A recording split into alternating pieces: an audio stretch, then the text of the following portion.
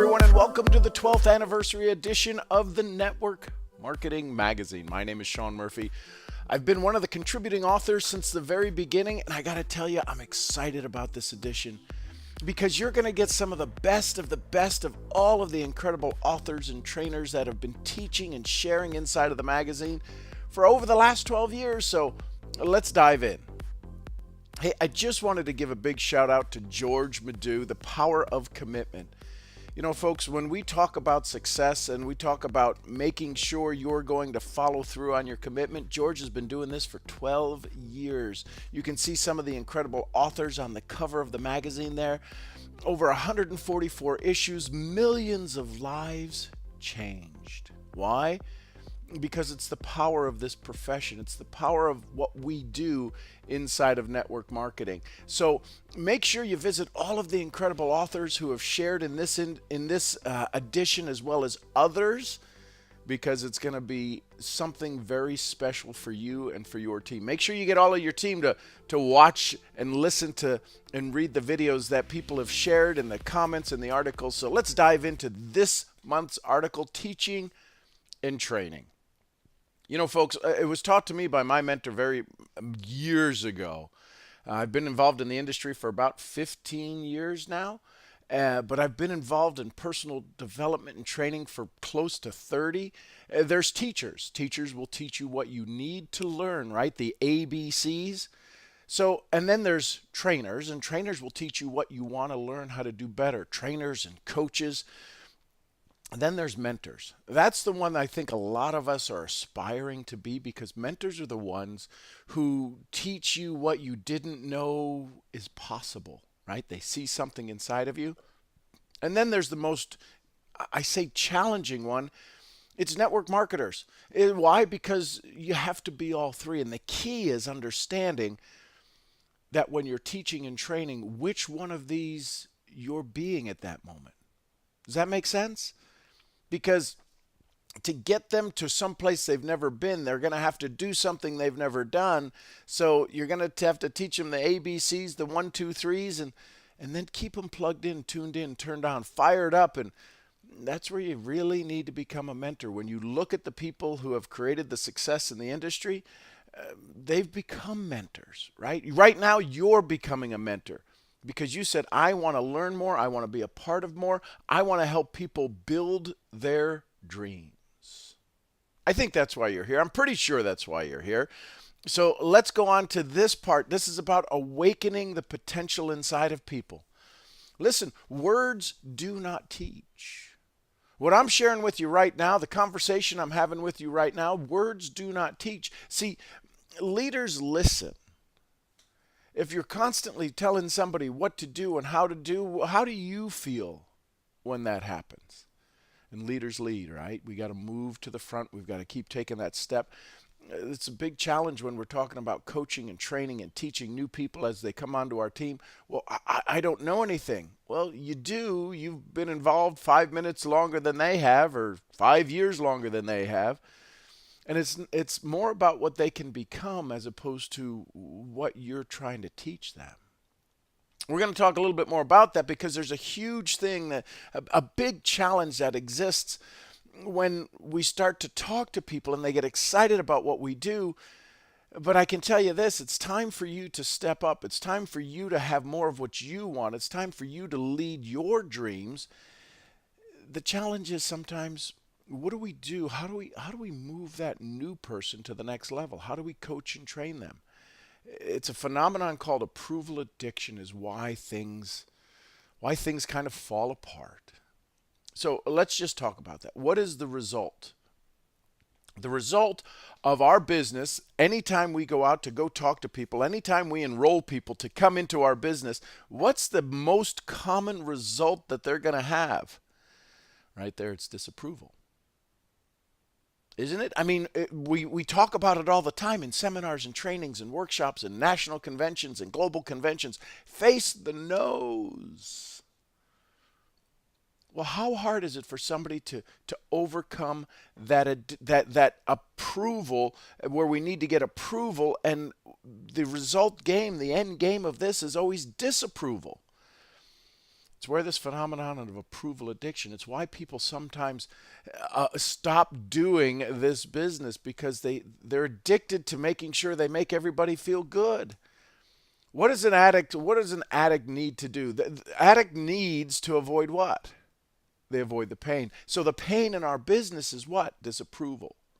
So if we can help them overcome this approval addiction through the amazing trainings and conversations that you have and the teachings that are in this magazine, you can help people do that. I've been studying this for, I don't know, years, and it's incredible when we understand there's just a couple simple things we can do to help them through this process, to help them overcome this approval addiction. How long will they stay in pain, right? We kind of know the numbers in our industry, in our business, right? 60 to 90 days is the average length of a network marketer before they either leave or go to another business. What if we could keep them a little bit longer? What if we could do things to help them overcome the approval addiction of that fear of rejection? There's simple things that we can do. And so what is the real training needed? Well, yeah, we talk about, well, I need to understand the comp plan. Not so much. Yeah, you do need to do that, but not until you're making a check, right? Because if you're sponsoring people on a comp plan and they're not making a check, then guess what? They're not going to hang around because they learned something they're not even getting. Here's what I want to share with you. It's called the psychological blueprint. Now, it's just a PDF. That's just a map. But understand that there are certain patterns. If there's things you do right now that you don't even have to think about. Right? We've created what's called a routine. Well, the routine that people have when talking to people is to make sure everybody's happy at the end of the conversation. It's why this approval addiction is such a challenge. So what if you had the opportunity to give them the key? See, it's our responsibility to help them unlock some great success inside of them. It's their capability, not our personality, that is going to move them forward. Right? The reality is that we have to recognize where they're at. We understand that. We talk about in prospecting. We ask them to find their why. We ask them to uncover some great things. The challenge is that they get so excited about something that's a potential, but they can only base their future success on what? Their past success, their past failures. We're going to get into some of that. So what we desire is we go ahead and we set goals. We go ahead and we write down goals, right? We say make sure you write them. If you don't write them down, it's just a wish. And then we start to work towards the goals. We take those first steps. We do today. I'm going to get excited. I'm going to go home. I'm going to write down my goals. I'm going to talk to some people. And then I got to get one more training. I got to get one. I got to attend one more seminar. I got to get on one more webinar. And here's the reality: 97% still fail. Why is that? Why would we do that? The reason is for a very simple reality. We're part of a routine. We're addicted to the things that we do. See, the reality is Brene Brown in her book, I forget which one it is, but she talks about shame versus guilt. And when we ask somebody to tell us their story, to tell us their deepest desire, some of their fears, see, a lot of times they haven't given us permission to hear their story. Maybe they've told us their story, but they haven't given us permission to really hear the rest of the story. How many of us, when we had conversations with people, we learn new things about them as time goes on? It's because as our relationships grow, we get closer and closer to them. They've psychologically have given us more permission to hear more of their story. So mentoring to overcome. The challenge is most people won't forget. Here's the reality: 60 to 70,000 thoughts a day, 5% happening new each day. Think about that. We have three brains, right? The autonomic nervous system, the limbic system, the fight or flight scenario, and then we have the prefrontal cortex, right? Where we have awareness and knowledge and the ability to make decisions. But if 5% are new, guess what? Here's the reality: 95% is repetition. How do we learn things? How do we get good at things? If you decide you wanted to learn to play an instrument, are you good at the beginning? No, it's through what? Repetition, repetition, repetition. Right? What's the book Influencer? 10,000 hours? To do something for 10,000 hours, that's a lot of work. Well, if you're having 60 to 70,000 thoughts a day and 5% are new and 95% are repetition, what are the chances of you ever winning? Today's the day I'm going to go do something new. I'm going to get excited about my goals and dreams. And today's the day I've had enough. And guess what? Is anyone really good at teaching? Can you in one session have a conversation with somebody and be one of a small portion of that 5% of new ideas happening every day, that you can overcome the 95 or 90% of the repetitive thoughts that are holding them stuck? It's why we realize that we got to get people to meetings, we got to get them to events, we got to get them on three-way calls. Why? It's to fill in, it's to start to get them to make that 5% today a new 5% tomorrow, but make yesterday's some new thoughts about their business, about their opportunity, about their program, about their product, that those fill in some of those repetitive thoughts for tomorrow and for the next day. And if we can start to take up some brain space and some mind space and some heart space with our new members, things can really start to move forward for us. Here's something my mentor shared with me. Realize the reality. See, there's the potential, there's the past, and there's the desire. You see how these all interconnect, these circles? Here's the reality. Success is a math problem. Success is a math problem. There's 6 levels of influence that are out there, from personal to social to environmental. So it's about your ability. And so I just want to, here's the things. See where potential and past connect. Do you think people sometimes think, man, I'm going to get so excited about this? Yeah, but I've never been able to do it before. The key is to work in that little pie, that little part in between these two. How do you keep them focused in there to have them cross that gap? It's where we constantly need to listen to where they are. What are the things we got to do a little bit deeper dive when we're having conversations? It doesn't really help to get their why. And now I've been somebody who's been a proponent of why for years, and here's the challenge when if we don't know how to ask the why. Think about this. When you were growing up and mom and dad, you did something that wasn't to their liking, what was the word they used to kind of scold you, to kind of awaken you out of your fog or out of your reality? Why did you do that? And now we have a conversation with people and we say, what's your why?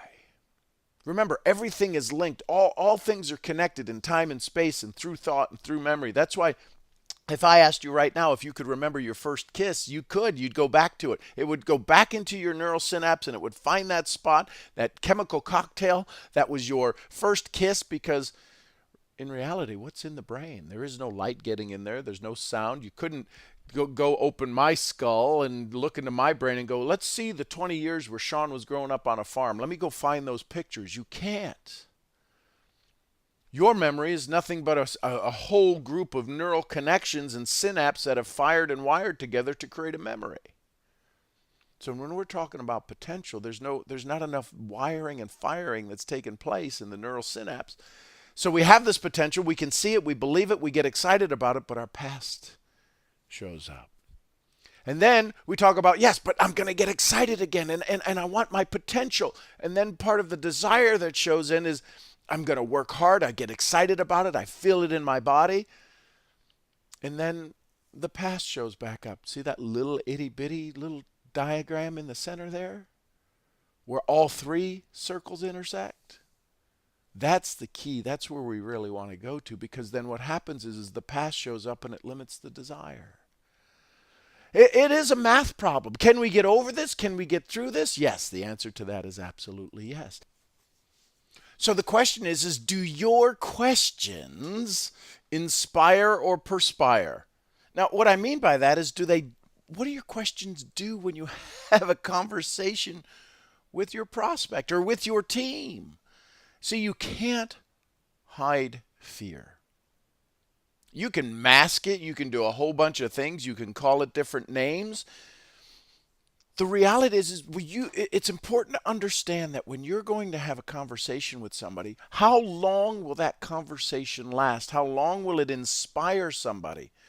Is it a lunchtime conversation or a lifetime of results that you can get from each conversation? I know it sounds, yeah, it is a responsibility. It is important that you grasp the reality that every interaction leaves a mark on your prospect or on your team. So think about that. The next time you're going to have a conversation with your friends, your family, this is all about life, right? Network marketing is a great way to teach us about how to be in life. So there's 3 powerful questions that I use, that I teach to my students, that you can use. I'll give them to you right now, so I hope you got pen and paper handy. The 3 powerful questions are this. Number 1, do I have your permission to help? See, what is the reality of our conversation with a prospect? If they're having a conversation, they would love to have a solution. They would love to be able to implement something to change their life as soon as they're done having a conversation with you. They would love to be able to have more, do more, be more, and give more. But inside of their mind, right, part of that psychological blueprint that I help you uncover and reveal to yourself is, why haven't you accepted help in the past? What about help you say, I don't need, I can get on my own? So what if you were having a conversation with a prospect, and one of the things that says, listen, I want to make sure that I can bring you the best value. If what I brought you helped you, would that be okay? Do I have your permission to help you? Second question you can ask them is, do I have your permission to make you feel just a little bit uncomfortable? See, because if they're going to go do something they've never done, they're going to have something they've never had, they're going to feel a way they've never felt, they're going to think a way they've never thought. And does that make people feel comfortable or uncomfortable? So again, your job as a leader, right? Whether you're in your business for 5 minutes or 50 years, your responsibility is to awaken, right? Emerson said, I'm not a teacher, I'm an awakener. So, number 1 question, do I have your permission to help? Number 2 question, do I have your permission to make you feel a little bit uncomfortable? Number 3, here's a good one, because people, when they get a little uncomfortable, a lot of times we live our life in an uncomfortable state. Do we really want to be there? Do we want to be in that like that bottom picture, frustrated and stressed, and then somebody shows up and we put on the fake face? No, we don't. So here's the 3rd question. That's extraordinarily powerful. I hope you're writing these down. The 3rd question is, do I have your permission to take you out of that uncomfortable feeling? And you can just see the release and the stress in there. Oh, yes, please. So those are 3 very powerful questions. I hope you use them. And really, if you try to add more words to them, if you try to tweak them a little bit, they're not going to produce the same kind of results that you really wanted. These are tried and true and tested over years and thousands of interviews. Do I have your permission to help? Do I have your permission to make you feel just a little bit uncomfortable? And do I have your permission to take you out of that uncomfortable feeling? So the next thing I'm going to share with you is something that is extraordinarily powerful, that keeps you from having to be the carrot and the stick with your prospects and with your team members. Listen carefully. These are huge. It's 20 reasons in 5 minutes. You'd ask somebody to pull out a sheet of paper, right? They want to get some success from their business. They want to have some joy in their life. They want this thing to work. Ask them to pull out a pen and pull out a sheet of paper and say, I'm going to start the clock. We're going to spend 5 minutes of quiet time. You're going to be thinking. I'm going to be just sitting here and enjoying. But I want you to do this, and I'd love for you to do this right now. Go ahead and get ready to pause the video, because this is powerful. Watch this. I want you to write down the 20 reasons you want your business to succeed, but it's got to be in a time frame of 5 minutes. And again, part of the psychological blueprint is we want to awaken new neural synapses. We want to create new wiring and firing that of potential and possibility that they can begin to see and feel, because the body is the state of memory, right? We do these routines, and this is to kind of break them out of a routine. So set your clock for 5 minutes. Set your timer on your phone for 5 minutes, pause the video, and then write down as fast as you can 20 things you want out of your business. Now, if you did that, pause the video now, go ahead, do that, and then when you're done, click back on. But you got to stop at 5 minutes, because I'm going to share something important with you. So if you did that, congratulations. If not, make sure you go back and do that. But if you did that, here's the thing. Did you get to 20? Awesome if you did. You may have got to 13 or 15 or 18. That's cool. The top handful of ones are probably thought-based. 6, 7, 8, 9, 10. Usually 8 to 13 is usually a little bit more heart-based. But here's what I want you to do. Here's the secret to this. You now have 20 reasons why you want your business to succeed. What if we could find the one?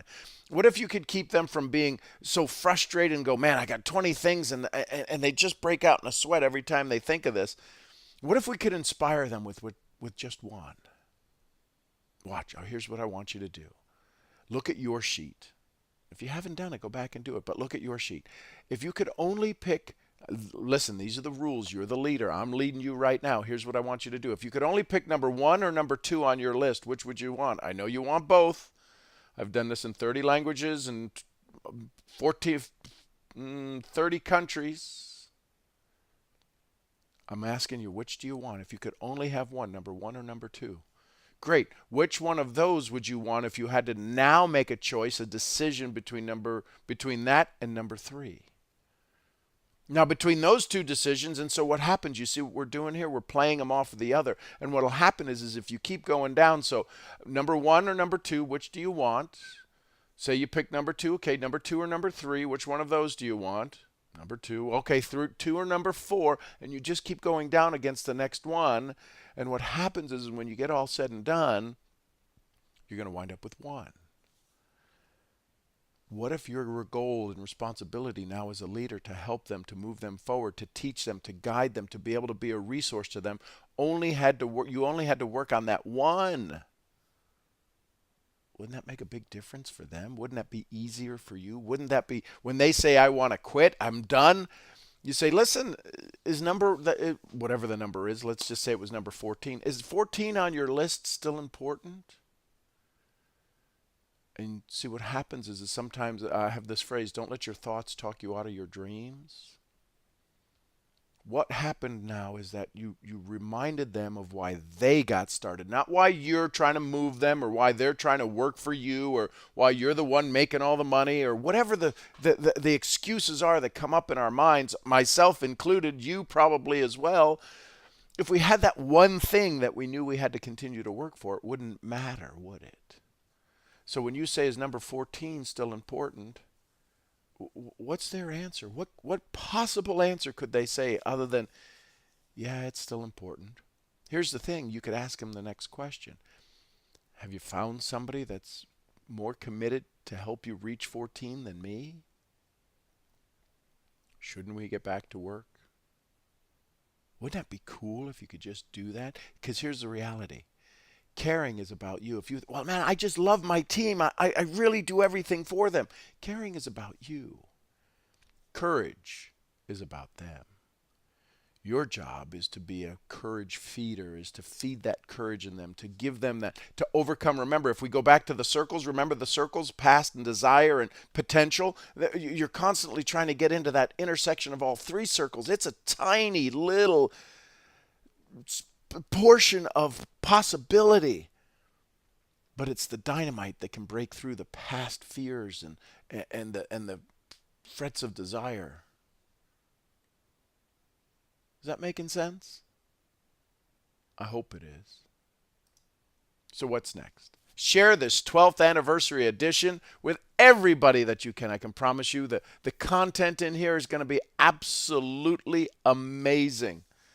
If you want to learn more about how to build the psychological blueprint, visit it. I've got a little funnel that you can get some information, some downloads, some questions, some surveys that you can use with your team. I want to be able to give to you. It's what George Madiou has done for 12 years, is give, give, give, to make this your best year ever. So visit blueprint.seangmurphy.com for more information. I'd love to be able to help you, be of value, give you that little secret that you could to get to the next level. But do me a favor, share this article with your team. Get them to be part of. George, I don't know if you know about this, but George has put together this community called the 27%er community. And what it is it's people like you that are building every day. It's the secrets of success. There's trainings inside of there that it's phenomenal. Learn more about the 27%ers. So, thanks for being here. Have an outstanding day. I'm Sean Murphy, founder of Mental Profits and creator of SeanGMurphy.com. I'll see you where? At the next event. Till then, thanks for all you do, and bye for now.